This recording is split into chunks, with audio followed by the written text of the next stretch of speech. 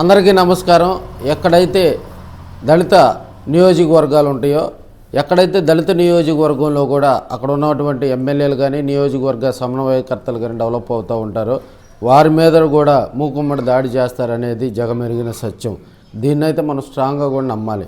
ఎందుకంటే ఎర్రగొండపాలెం నియోజకవర్గంలో కూడా లోకల్ వార్ స్టార్ట్ అయింది. ఇక్కడ ప్రధానంగా కూడా ఎర్రగొండపాలెం నియోజకవర్గంలో ఎరిక్షన్ బాబును టార్గెట్ చేయడానికి కారణాలు ఏంది అంటే, వాళ్ళ అక్కడ ఉన్నటువంటి కొంతమంది తెలుగుదేశం పార్టీ నాయకులు వాళ్ళకు పదవులు లేకపోయినా కూడా ఎక్కడైతే ఎరిక్షన్ బాబు ఎదుగుతూ రాష్ట్ర అధినాయకత్వంతో సత్సంబంధాలు నెలకొల్పుతూ ఉన్న క్రమంలో కూడా ఆయన్ను టార్గెట్ చేస్తూ ఆయన మీద సాడీలు పితుట్లు చెప్తూ కూడా వీళ్ళంతా కబ్బం గడుపుకునే ఫ్యామిలీ. ఇలాంటి వాళ్ళు ప్రతి నియోజకవర్గంలో ఉంటారు. గతంలో ఒక 3 ఏళ్ల క్రితం ఆ నియోజకవర్గానికి సరైనటువంటి టీడీపీ లీడర్ లేకపోవడంతో కూడా చంద్రబాబు నాయుడు గారు ముందు చూపుతోటి అక్కడ ఎరిక్షన్ బాబుకు అక్కడ నియోజకవర్గ బాధ్యతలు కూడా అప్పచెప్పి ఆయనకి బిఫోర్ 3 years ముందే, ఎలక్షన్కు ముందే ఆయనకి టికెట్ కన్ఫర్మ్ చేసినటువంటి చరిత్ర అయితే మనం చూసాం. వైసీపీకి కంచుకోటగా ఉన్నటువంటి ఎర్రగొండపాలెం నియోజకవర్గాన్ని ఆయన దాదాపుగా విజయం ఎడ్జ్ వరకు కూడా తీసుకొచ్చేయడు. చివరిలో కొంత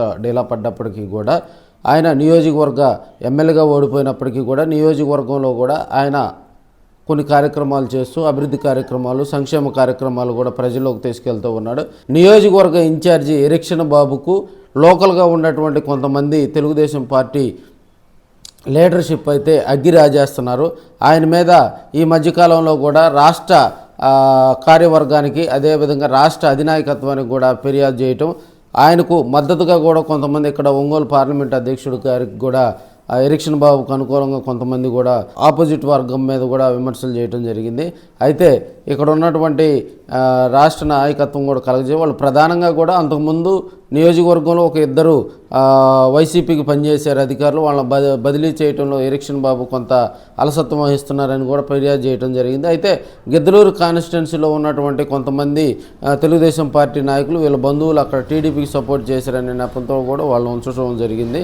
సో మళ్ళీ దోర్నాల్లో ఒక కాంట్రాక్టర్ కొంతమంది తెలుగుదేశం పార్టీ నాయకులను అందరిని తీసుకొని వెళ్ళి విజయవాడలో అక్కడ ఉన్నటువంటి పార్టీ కార్యాలయంలో కూడా రాష్ట్ర నాయకులను అధ్యక్షుడిని కలిసే ప్రయత్నం అయితే చేశాడు.